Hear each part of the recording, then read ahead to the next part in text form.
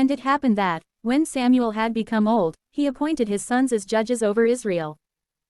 Now the name of his firstborn son was Joel, and the name of the second was Abijah, judges at Beersheba.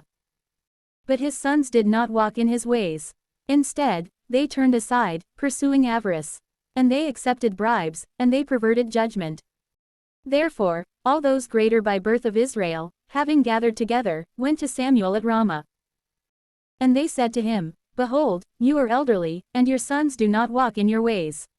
Appoint for us a king, so that he may judge us, just as all the nations have. And the word was displeasing in the eyes of Samuel, for they had said, Give us a king to judge us. And Samuel prayed to the Lord. Then the Lord said to Samuel, Listen to the voice of the people in all that they are saying to you. For they have not rejected you, but me, lest I reign over them. In accord with all their works, which they have done from the day when I led them away from Egypt, even to this day, just as they have forsaken me, and served foreign gods, so now they also do to you.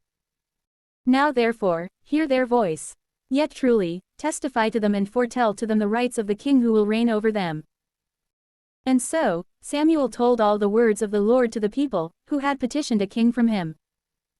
And he said, This will be the right of the king who will have authority over you. He will take your sons, and place them in his chariots. And he will make them his horsemen and his runners before his 4-horse chariots.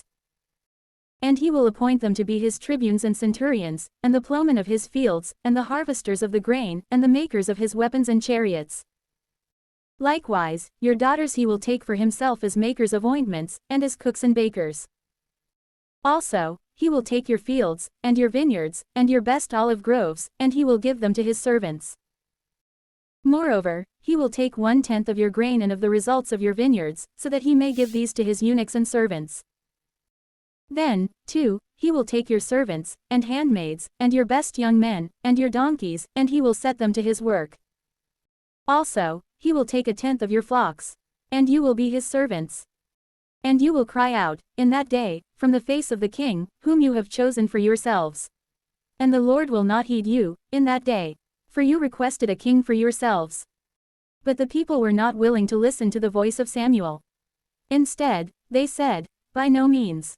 For there shall be a king over us. And we shall be just like all the Gentiles. And our king will judge us, and he will go out before us, and he will fight our wars for us. And Samuel heard all the words of the people, and he spoke them to the ears of the Lord. Then the Lord said to Samuel, Listen to their voice, and appoint a king over them. And Samuel said to the men of Israel, Let each one go to his own city.